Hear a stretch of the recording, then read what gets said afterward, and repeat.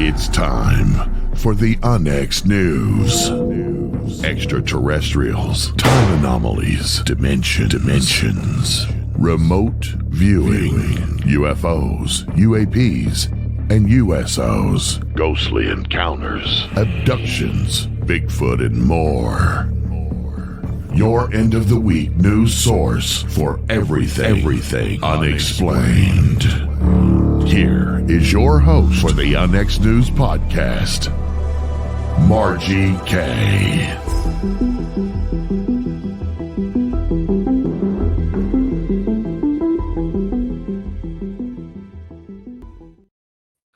Good evening, everyone, and welcome to UNX News. I'm your host, Margie K. And this evening, I have a good friend of mine and a wonderful writer and researcher. You're going to know this guy, Preston Dennett. He began investigating UFOs and the paranormal in 1986 when he discovered that his family, friends, and co-workers were having dramatic, unexplained encounters. Since then, he's interviewed hundreds of witnesses and investigated a wide variety of paranormal phenomena. He's a field investigator for the Mutual UFO Network, otherwise known as MUFON.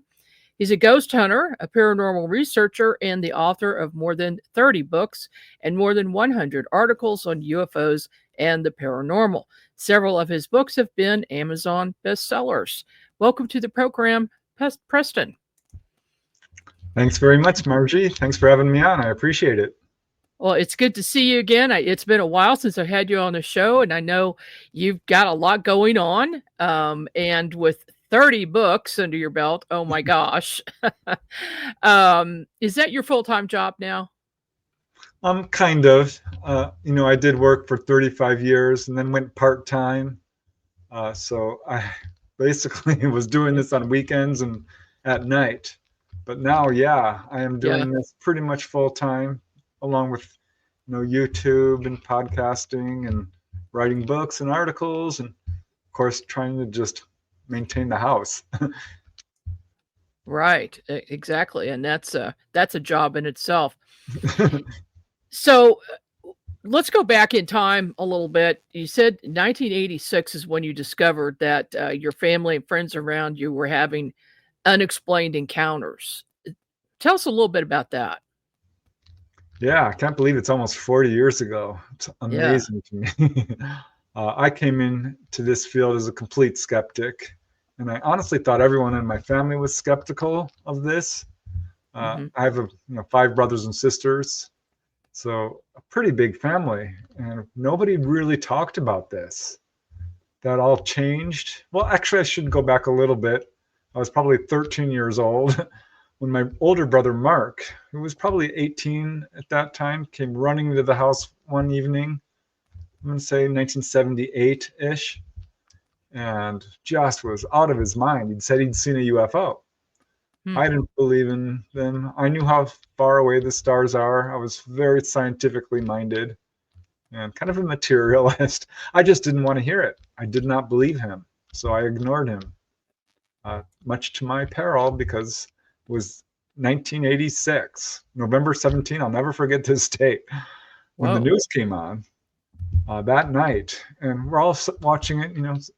Much of the family, and I think it was Tom Brokaw or Dan Rather, one of these big news guys, starts talking about, and I'm sure you've heard of this case, Margie, the JAL Airlines Captain Kenju Torochi over Alaska.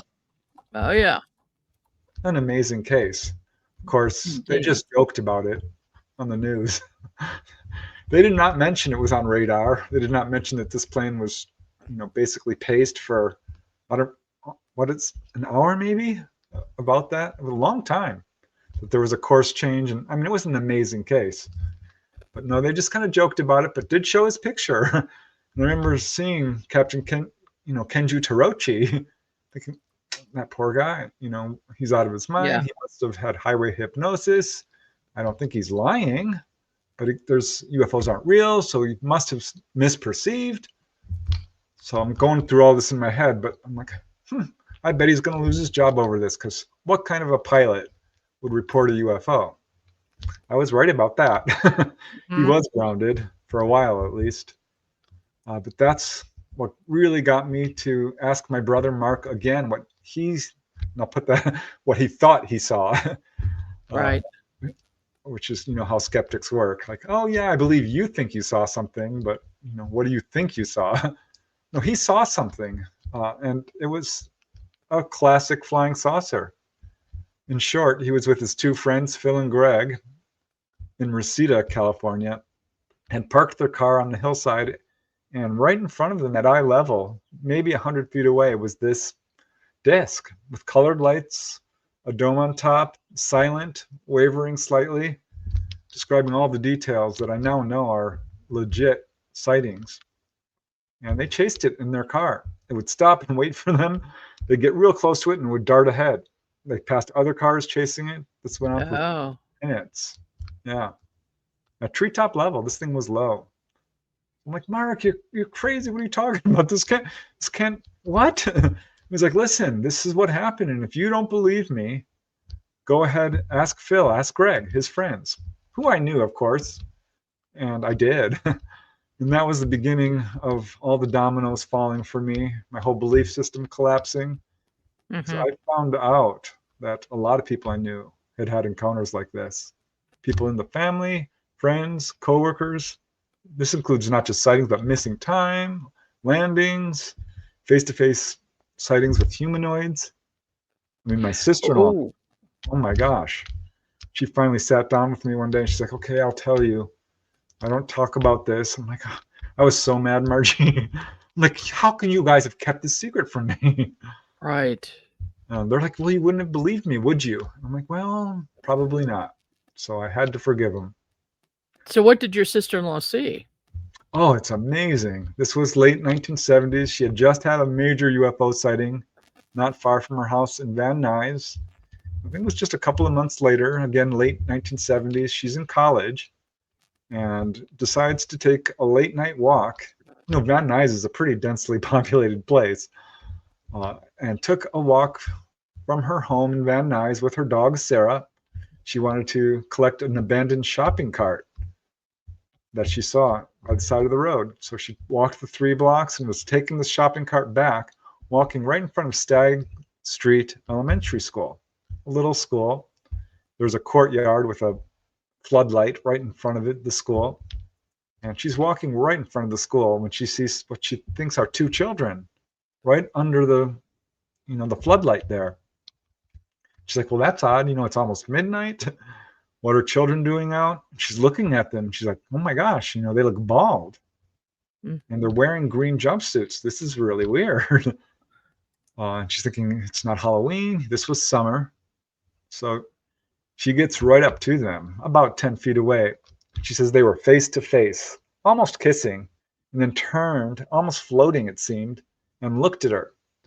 And she said it was the biggest shock of her life. She said it looked like they were floating an inch or 2 off the ground. She's not sure about that, just judging by the way they turned. Mind you, she's got a pretty much eidetic memory and a real eye for detail. I had her draw them for me. But at any rate, she described the typical grays. Olive green jumpsuits, mandarin colors, white skin, huge dark eyes, almost no nose or mouth, and so forth. Uh-huh. Her dog didn't react at all. Really? No, she gulped. She didn't want to run because she didn't want to panic. Got no messages, nothing like that. But finally just walked past them. They're looking at her and she's looking at them as she goes by and ditches the shopping cart and walks fast as she can without running straight home. Didn't look back. So that was, when she told me that was it. I mean, all bets were off. I knew she wasn't lying. There's no way she could be misperceiving. So that's when I started buying all the books I could. I joined MUFON, became a field investigator, and started writing articles eventually and interviewing people formally, and just dove deep for 10 years, writing articles and occasionally going on radio and TV pretty early on. But put out my first book in 1996, UFO Healings. And after that, 1 book a year on the average. There were dry spells, certainly, and some very active times as well. But yeah, I don't know. This took over my life pretty quickly. Have you ever run into a case or any cases that involved levitation? Oh, absolutely. Yeah, and I'm going to differentiate this a little bit because there are people who find themselves floating up and out of their house, through the roof, and then into a UFO. Mm-hmm. But I started running into another kind of levitation, which is just kind of spontaneous human levitation, not the ETs involved here. Mm. I remember first reading about that with Whitley Strieber. He's like, I just spontaneously levitated. And I had a family friend who has had some contact, and she swears up and down, Mary Frank is her name, that as a little girl, she levitated.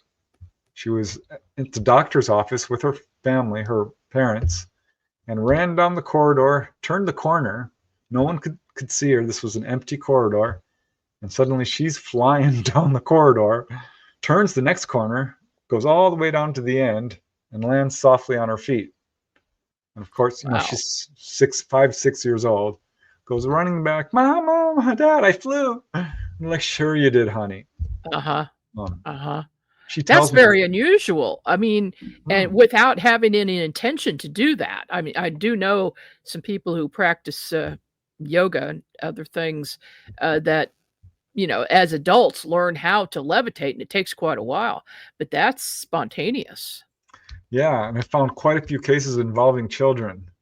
So when she told me that, it wasn't long. It was around that time I was going to college, and I had read about Saint Joseph of Cupertino, who was very famous across Europe. Yes, this is in the Middle Ages, I will say that. Yeah. But he became known as the Flying Friar of Europe and would attract crowds of thousands of people, has more than 100 very well documented, recorded levitations, and just probably the most famous case in all human history, or one of the top 5 or 10, certainly. And I'd heard of Saint Teresa of Avila, also a very well-known levitator from Spain. Saint Joseph is from Italy. And that's what started to get me interested in this subject. So I interviewed Mary and started asking everyone else I knew, have you ever levitated? And most looked at me like I was absolutely out of my mind. Crazy. People were much more inclined to believe in UFOs or ghosts or life after death or anything but this. They're like, what are you talking about?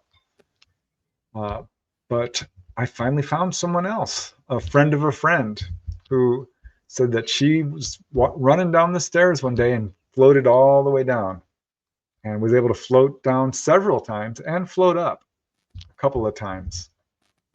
And do you have any theories as to what the cause of this is? I do, because I began to really study it.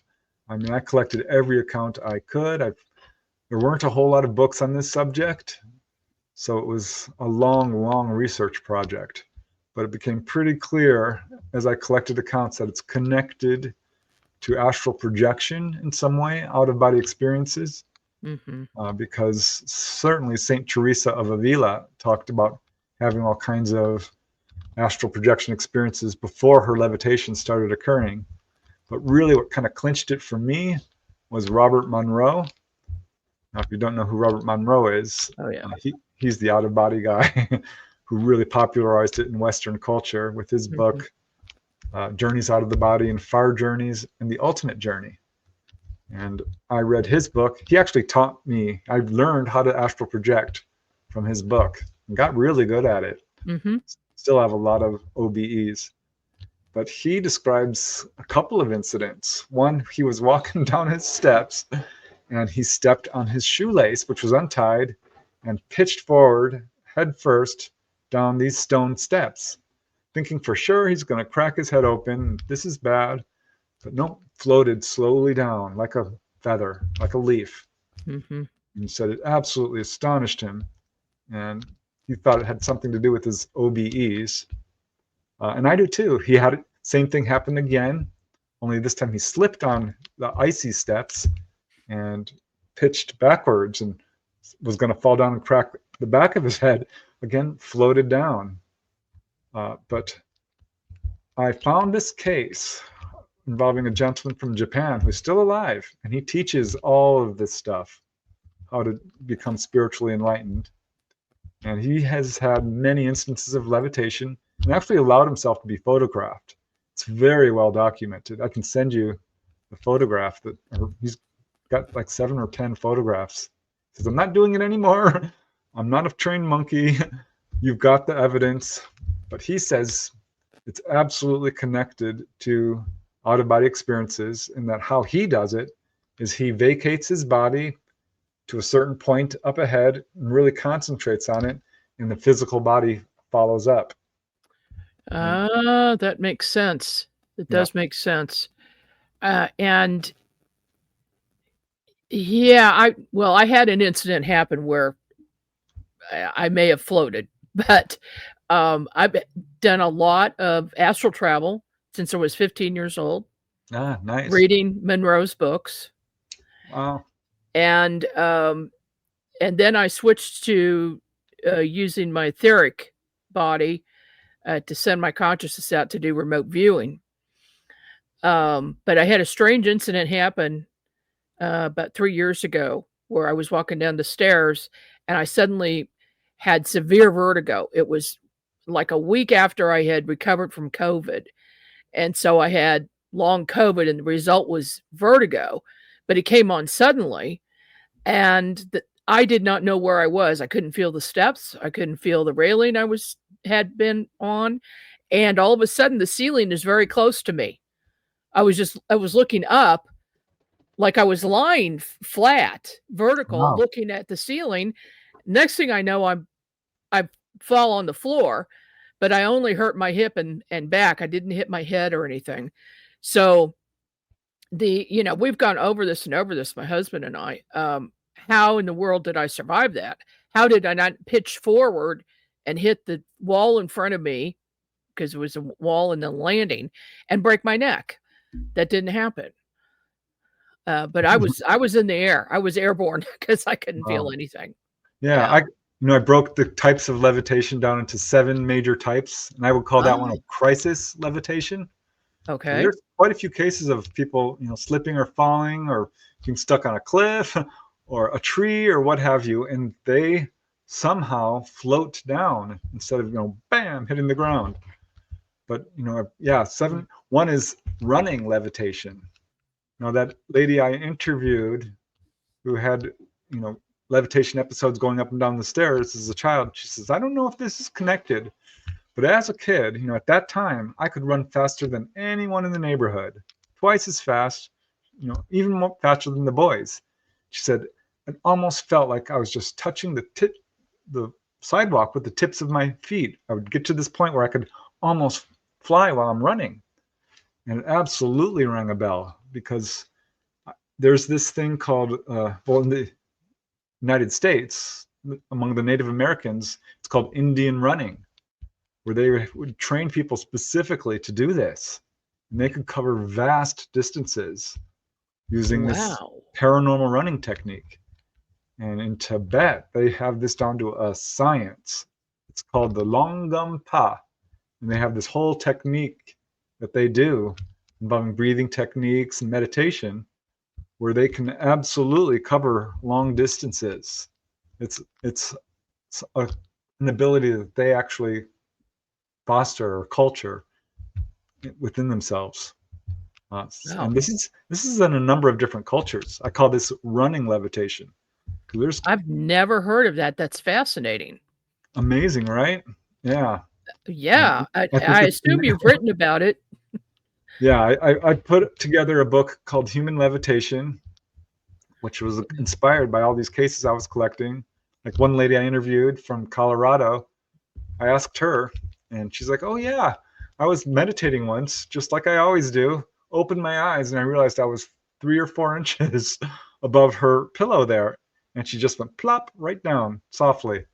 She's like, no one believes me. I'm like, I believe you.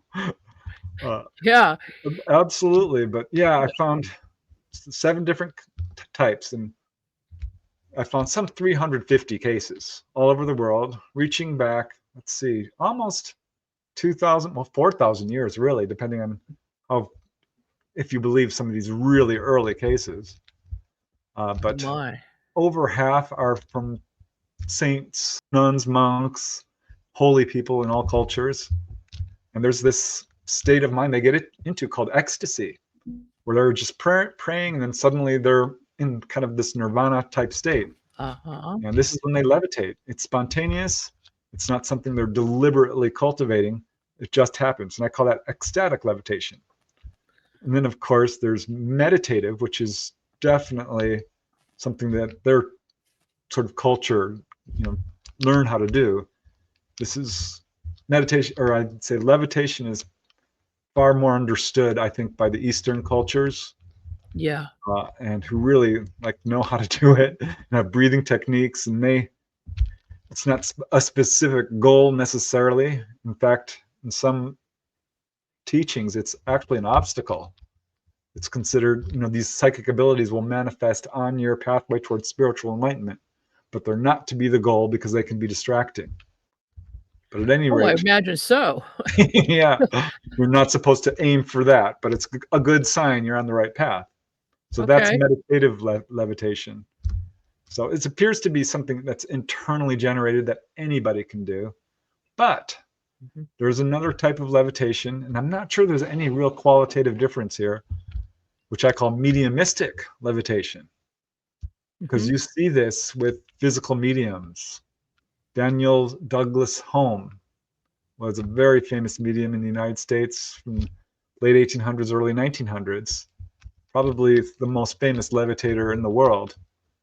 Very well documented, studied by scientists, and he would levitate while holding seances.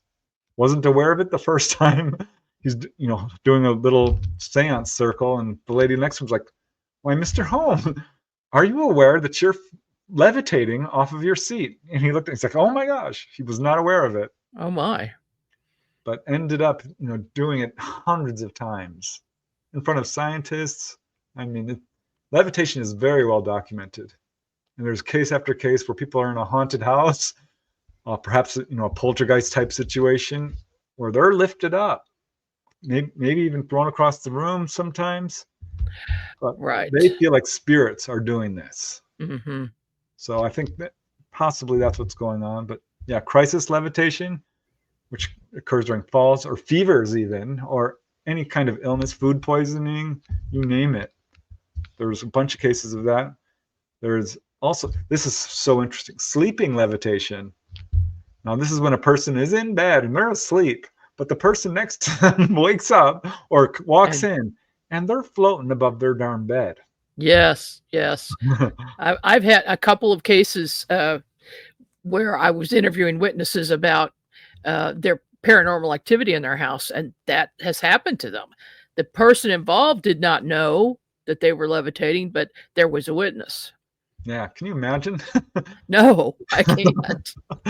That's bizarre. That really provides a clue as to, I think, the mechanics behind all this. Because when we're sleeping, we're astral traveling. Even if you don't remember, we're all doing it every night for the most part. Yeah. At some point. And I think that's what's happening. Is people are out of their body, and the body is being drawn, the physical body is being drawn upwards. And of course, then there's this spontaneous cases, which have no apparent cause, but often to children, I call it the floating stage, because I've got 20 now cases of kids who just spontaneously levitated, and occasionally adults. But it's weird, there's bleed through. There's a guy in Russia, a farmer. He gained fame throughout his community and beyond for his ability to levitate like 4 feet off the ground. And they asked him, "How do you do this?" He says, "I just use willpower. I just think." So I don't know what category you would put that under. It's not spontaneous, meditative, I guess. But he says he's just a farmer. He's not. He's fully awake, functioning, and he just thinks, "I want to levitate," and he does it. Yep.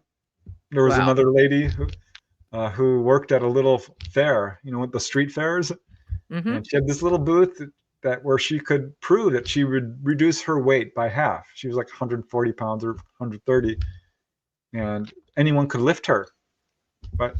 And the guy, she happened to have a paranormal guy come up and see this, Joseph Weed. He's a pretty famous paranormal researcher and wrote some books on the subject, and met this lady and did the whole thing, lifted her up.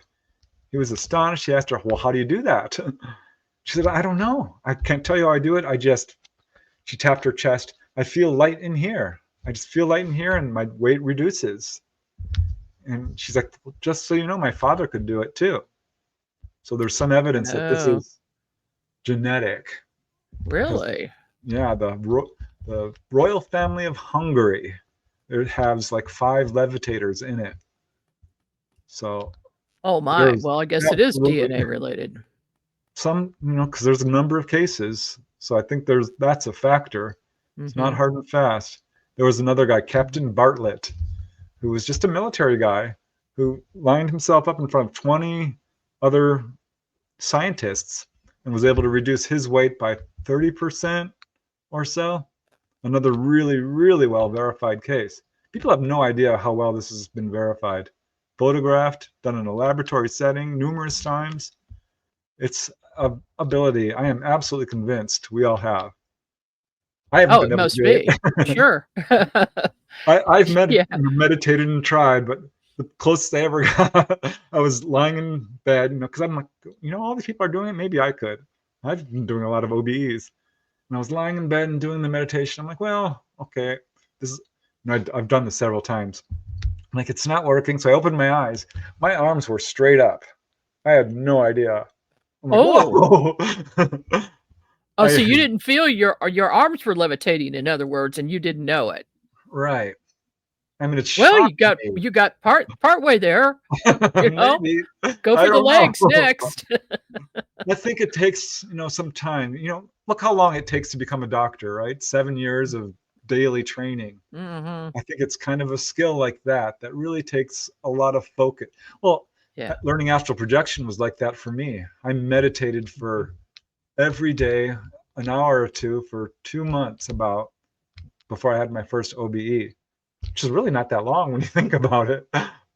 But it worked for me. I think levitation is somewhat, if you were to take the time and effort to do it, because I've heard from several of these quote schools of thought that it is one of the more easy psychic skills to learn. Oh, really?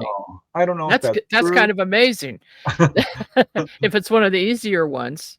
All right. Well, we're going to take a short break, and when we come back, we'll talk more with Preston Dennett. The UNX Network presents a health and wellness spiritually based brand of hemp-derived CBD products made by Hopewell Farm in Harrogate, Tennessee. We apply our Kathara energy work with all of our plants and products. Our products made in small batches with only 2 ingredients of pure hemp, full spectrum crude oil, and coconut-derived MCT oil. Third-party lab tested for potency and legal THC levels with 6 strengths of 1 ounce oil to choose from. Know what you're buying and get what you pay for from Hopewell Farm. Applied directly to a specific area, Hopewell Farm topical salve in 1 ounce and ½ ounce sizes made with pure hemp crude oil, comfrey extract, and all natural ingredients. Find the Hopewell Farm link and coupon code on the UNX Network website at unxnetwork.com. That's unxnetwork.com. The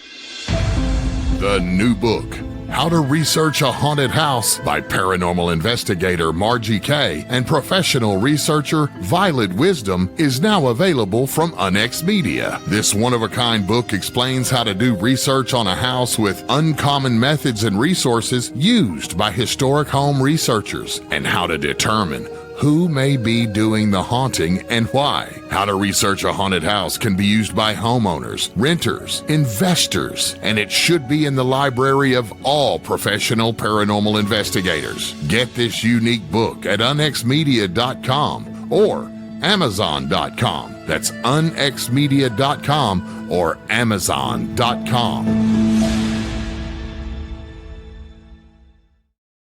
And we're back with UNX News. I'm your host, Margie Kay, and this evening we're speaking with Preston Dennett, the prolific writer, Preston Dennett, and researcher. And what are you doing with MUFON these days? Are you busy with UFO investigations? I work mostly independently. I still support MUFON. I'm a member. I get their journal. I speak at many of their local chapters and occasionally for the national, but I don't work directly with them in terms of investigating cases. Oh, okay. I did for about 3-4 years, but ultimately I kind of wanted the freedom to work with my directly with the witnesses and not be because there's some constraints involved when you're working with an organization of any kind. Yeah, there are rules. Yeah. Rules that we have to follow. So I'd have to ask you, what is the strangest UFO investigation you've ever done? Oh, Margie, that is such a hard question.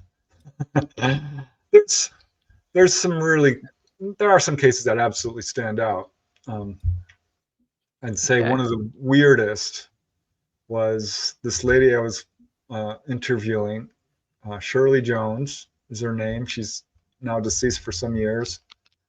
And she had lifetime of contact, which was very kind of peripheral in terms of what she remembered, like seeing little figures in her room as a child, waking up with her different clothes or clothes on inside out and twigs and leaves in her bed.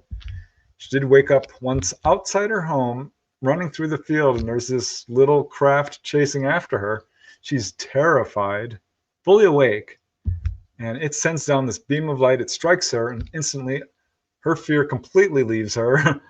She's unable to move. She's being pulled up into this craft, and she blacks out and wakes up the next morning. So these kinds of things is what she was describing. But then she blew me out of the water when she told me about an experience she had as a young woman in the Watchung Mountains of New Jersey. This was some time ago, I think late 60s, early 70s. I'd have to look it up. But at any rate, she was riding a motorcycle. She's an amazing lady.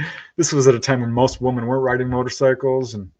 But she was a real estate broker and became a psychiatrist, licensed. So a really credible witness.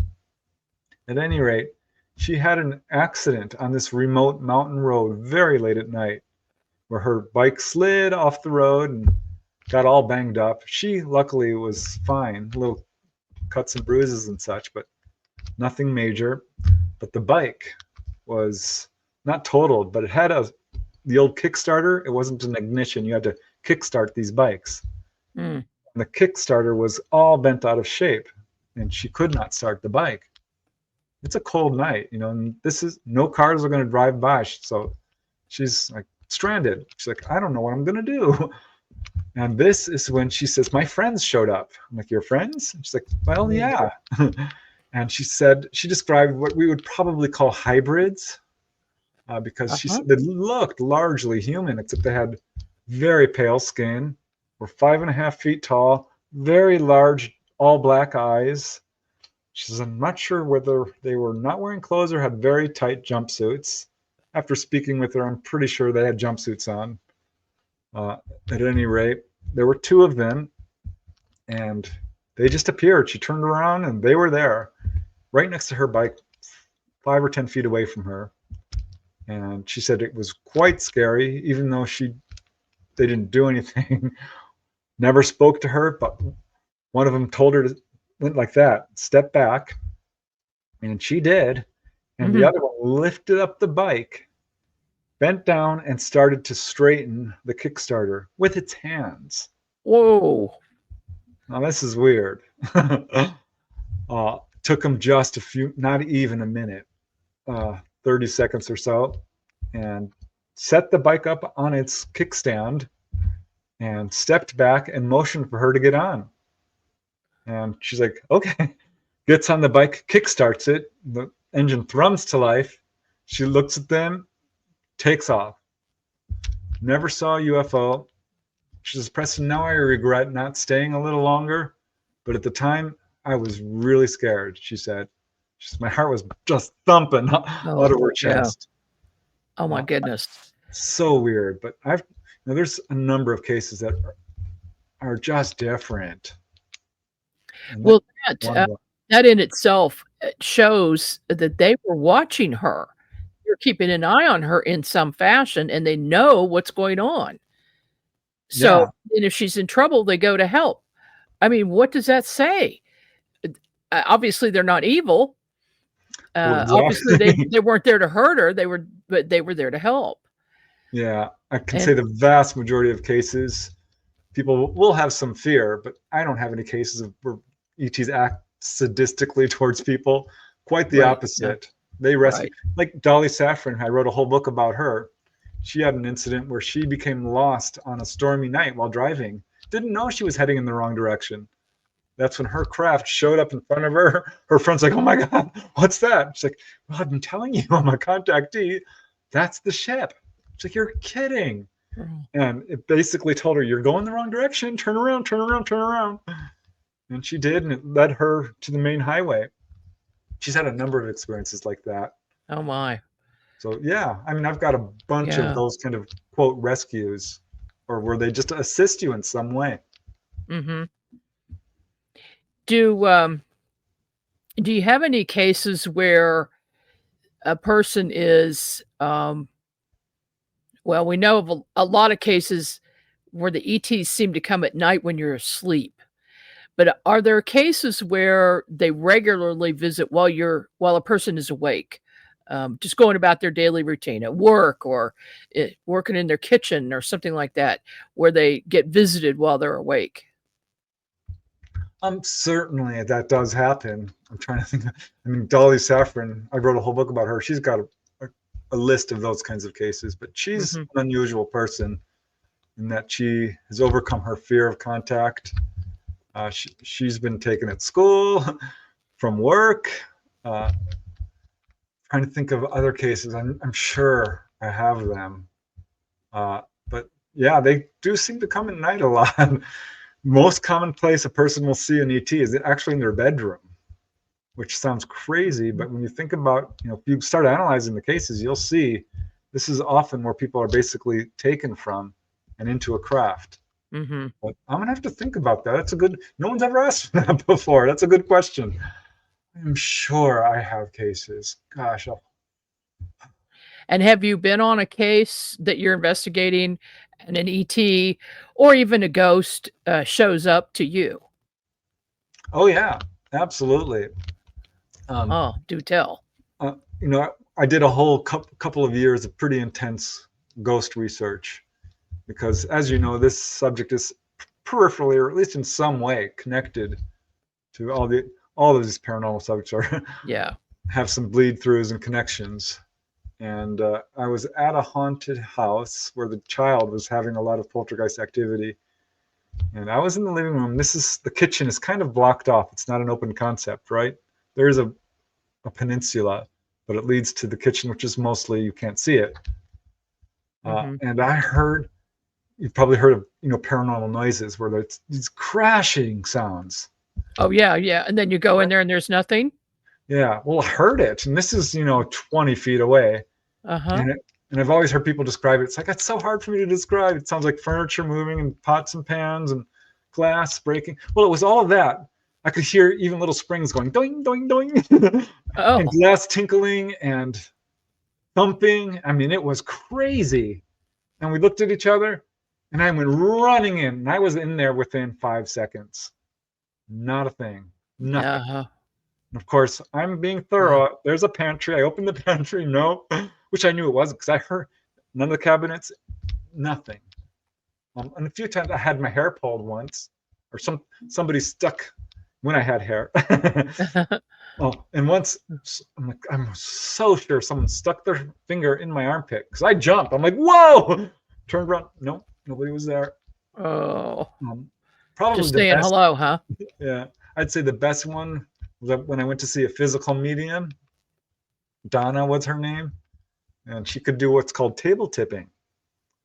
My sister-in-law worked with her at an art studio. So she's like, oh, you should talk to this lady. I'm like, I'd love to. Let's go. And I brought my camera and compass and all my equipment. There was a group of people. She would hold sessions. And I can't wait till it's my turn, because it was a little card table. And I thought, well, I could probably tilt that with my hand. And it kind of looked like that's what they were doing. As a researcher, you become a little bit more skeptical than perhaps the average person, because you have to be. Yeah. You know what I mean? You really have to test everything that's going on here. And so I'm like, it was my turn, and there was 4 of us around this little card table. And the medium, Donna, we all put our hands on the table, and this darn table goes right up 45 degrees. I'm like, wow. I knew instantly it was real, just because of the way it felt. But to test it, I'm like, okay, would you guys mind if just me and the medium did it? I'm like, okay, fine. Because, I'm approaching this like a scientist, or trying to. And we put our hands on the table, and it went right up. I'm like, Donna, this is amazing. Would you mind just using one hand? And she's like, sure. And sure enough, it went right up. I'm like, okay, Donna, just touch it with one finger. Just one finger, very lightly. And she did, and it went right up.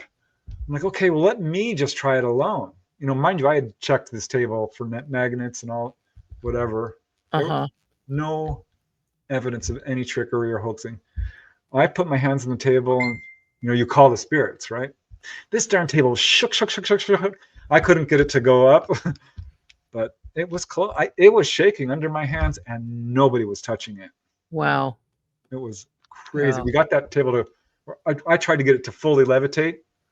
Finally, what it did is it started walking over all the way to the stairs, which led downwards, and hung at a, what do you call a 90-degree angle, or horizontal, right over the downward staircase on one leg. Oh my goodness. Yeah. So what do you think that was? Do you think that was thought control, or do you think it was actual spirits that were doing it? I think it's probably, I don't know. I have to say, I don't know. I think it could be both. I'm not so sure. I will tell you that when a spirit would come, it would lift in a certain way. And some were very strong, and others were gentle. And there was a difference between these spirits, which led me to believe like there is some spirit influence here. But the fact is, she's a physical medium. She's playing a role here. Right. So I don't know. I'm a little bit on the fence with exactly how this works. But I think the spirits are doing it, because we have so many cases of doors opening and closing. It's a big deal, of course, when a spirit can manipulate the physical environment in any way. Yeah, always, it is. I think there's a physical medium around. And poltergeists, we all know this, have a connection to often a disturbed teenager or someone emotionally involved in some way. So do you think that the medium or a person in the house is actually supplying energies so that the spirits can use that in order to manifest? Possibly, yeah. There was a gentleman I interviewed. Gosh, what an amazing guy. He had such intense activity. Whitney was his name, Whitney Wright.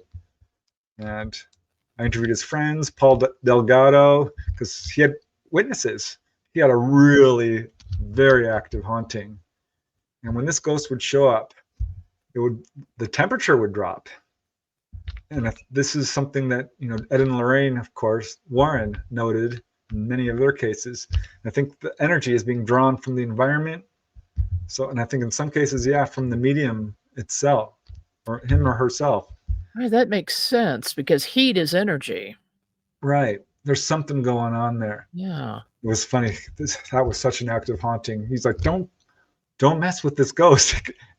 Just leave it alone. He learned, don't give it attention, because this was not necessarily a super friendly ghost. Mm-hmm. This was a poltergeist.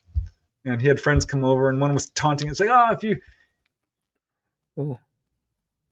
they ended up running out of the house because this ghost started banging things. And one time his friend started walking through the cold spots. He's like, it's right here. You can feel it. Walk through it. He says, oh my God, it gives me a rush. And Whitney's like, don't do that. Please stop doing that. And he's like, no, it's really cool. Try it. He's like, I'm not trying that. Stop it. And he learned the hard way that was not a good idea. Because Right. there was activity ramped up that night, and they went to bed. Whitney's lying in bed. Paul is sleeping on a mat at the foot of the bed. And he's like, I feel it again, Whitney. I feel it. It's coming through me. Oh, wow, this is such a rush. And Whitney's like, don't do this. Stop. And then suddenly he stiffens up, starts speaking in this foreign language and snarling. He's like full on possessed, right? Yeah. Whitney rushes over to him, cannot lift him up. He is twice his normal weight at least. Can't move him. And this guy reaches out and scratches his chest really bad. And Whitney's, he's not a super religious guy, but he's calling on, Jesus and so forth, as people will do when they're got no other recourse in any kind of emergency. And this spell breaks, or whatever you want to call it, the attempted possession. I interviewed a number of people who went to that stage where, the ghosts absolutely tried to enter inside them, of the spirits. And Paul wakes up out of it, snaps out. He's crying. He doesn't remember any of it. But he said it was very painful. He suddenly felt his whole body. He couldn't breathe. He went black. He felt pain in his chest. Scared him half to death. But he learned his lesson. That will teach you. Yes. I do not like these shows where the ghost hunters are antagonizing the spirits. Every time I see that, I'm like, what are you doing? You're just going to bring the wrath of the spirits on you, make them very angry. And the more angry they get, the more powerful they are. I don't understand it. Yeah, you're playing with fire. Unless you're really advanced or very experienced, I wouldn't recommend it. Using that. The lady Donna eventually stopped doing table tipping because she started to have problems. She had an unexplained fire in her kitchen. This weird clicking noise would follow her around. Oh, I did it. I visited her a number of times and stopped too, because I'm driving home one day after a session and something hit my car so hard it knocked me off the road. Thump. And I'm like swerving. I'm like, oh, I thankfully regained control. But I just know that was related to that. And my brother's like, oh, you probably just hit, some gasoline. You can't see it. It's an oil slick. I'm like, no, that's not what happened. You weren't there. It's funny how skeptics will try to, knock down your story. I'm like, listen, if you were there, fine. You can have an opinion on this, but you're not entitled to one if you weren't there. I'm sorry. Yeah. Skeptics will even deny things that they're seeing with their own two eyes. Yeah, my husband saw a UFO several years ago while he was at a conference, and he called me while he was looking at it. And then several weeks later, he's like, "Oh, that was probably a balloon." They try to rationalize something that at the time it sounded actually quite spectacular. But yeah, it's amazing. People will do backbends. Yeah. You've got some of your latest books. One of them is Humanoids and High Strangeness. What is that about? I love doing research into people who've had direct contact, seeing humanoids face to face, being taken on board. And that's what I've concentrated most of my research on. That book presents 20 cases of that kind. Hold on one second.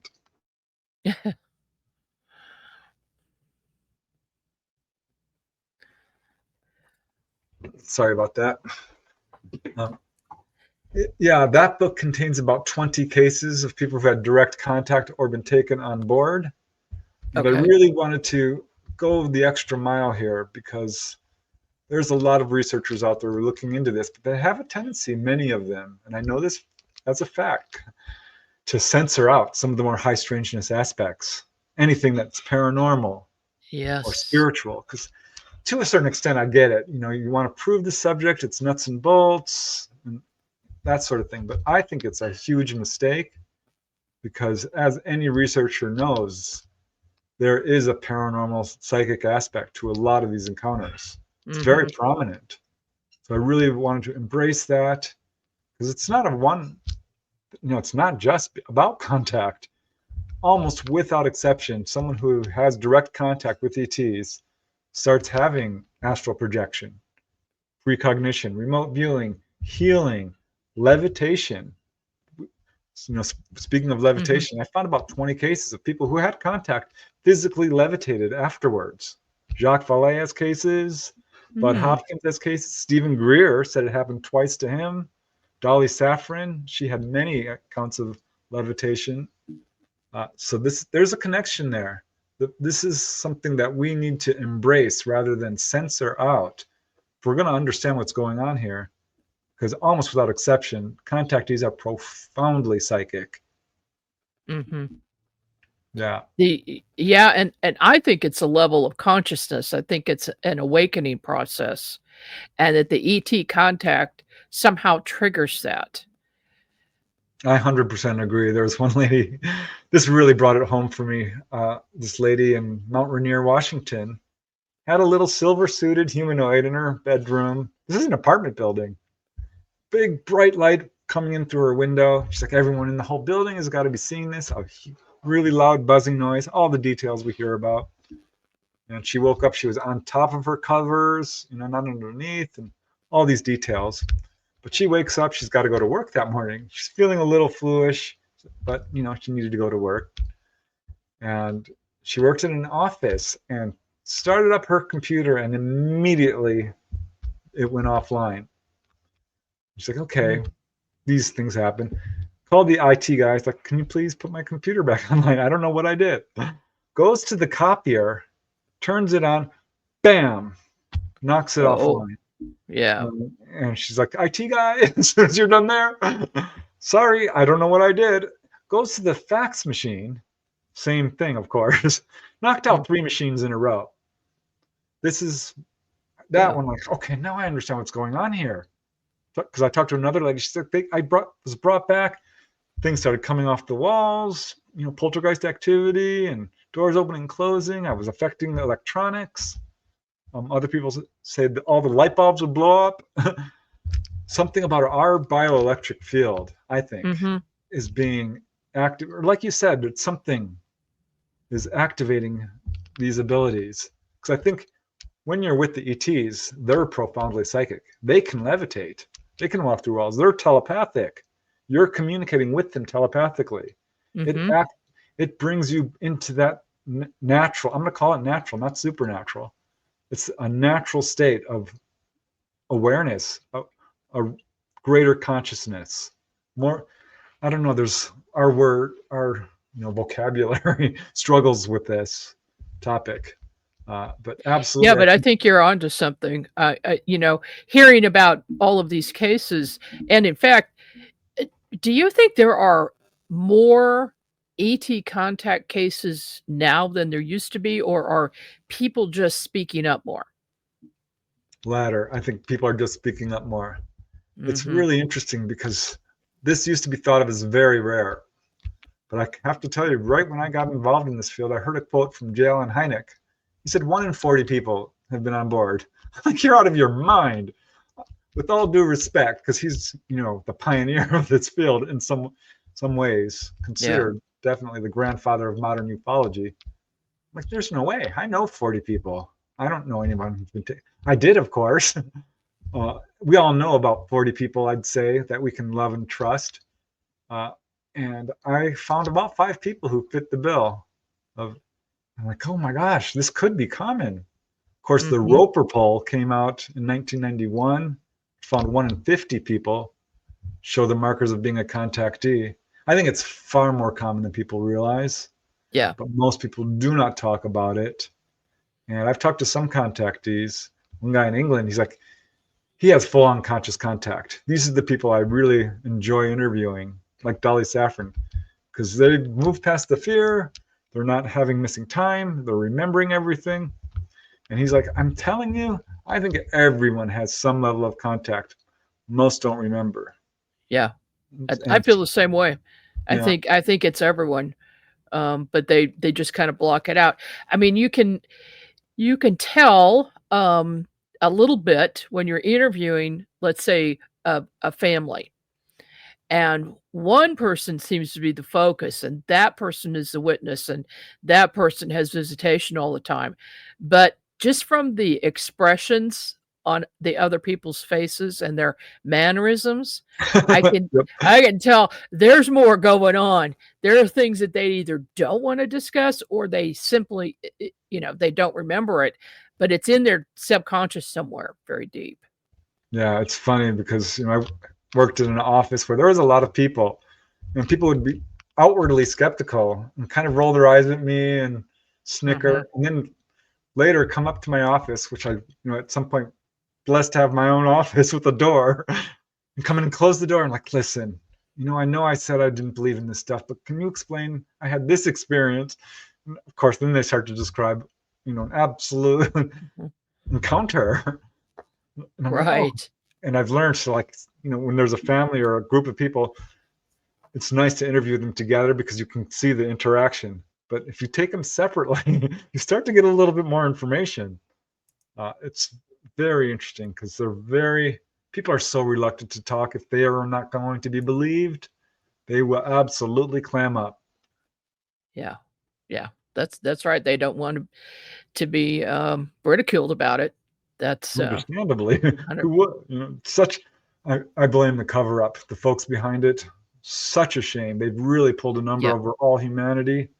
We would be in a different place because that cover up has been very effective in painting witnesses as liars, drug addicts, idiots, hoaxers. No more. That's breaking. They've done a terrible disservice to humanity. That's for sure. What are some of your most recent books, and how can people find your books? My most recent books would be Humanoids and High Strangeness, of course. I did a whole series called Not From Here, volumes 1 through 5. I thought volume 5 would be the end of it, but I'm putting together volume 6. These cover the more, the more unusual aspects of contact. Weird patterns like UFOs over graveyards, or UFOs over prisons, or ET phone calls telling you it happens. But Hopkins has a case, Ray Fowler, and this is a thing. I got my first case. I'm like, no one's ever going to believe this. I need to look into this. But weird cases. That's what that whole series is about. Symmetry, a true UFO adventure, is another recent one. I'm working on a sequel to that right now. Love that one. But yeah, I've got 30 of them. 32. Working on 3 or 4 more, and you can find them at Amazon, Barnes and Noble. I have a website, PrestonDennett.weebly.com. I saw it. You just flashed it across the screen. Thank you. I've got a YouTube channel. I'm all over social media, so pretty easy to find. Preston is out there. You can't miss him. Just go to Google and type in Preston Dennett, or if you don't like Google, go to DuckDuckGo, and they don't trace what you're doing. So apparently that's my new one. Yeah, you never know. Thank you so much for spending some time with me this evening, Preston. We're going to have to do this more often than once every year or two. And I know you're a busy guy. Thank you so much for coming on the show. A pleasure and an honor. Thanks, Margie. All right. I will see you guys. Oh gosh, we've got a bunch of conferences coming up. So take a look at unxnetwork.com on our conference page, and take a look at what's going on. We've got our conference connection page up. If you have a conference coming up, make sure you let us know about it so we can get it on. And we're also hosting and sponsoring several conferences this year, and you'll find some discounts with some of them. So do check that out. And for now, I'm Margie K signing off. See you here again next week.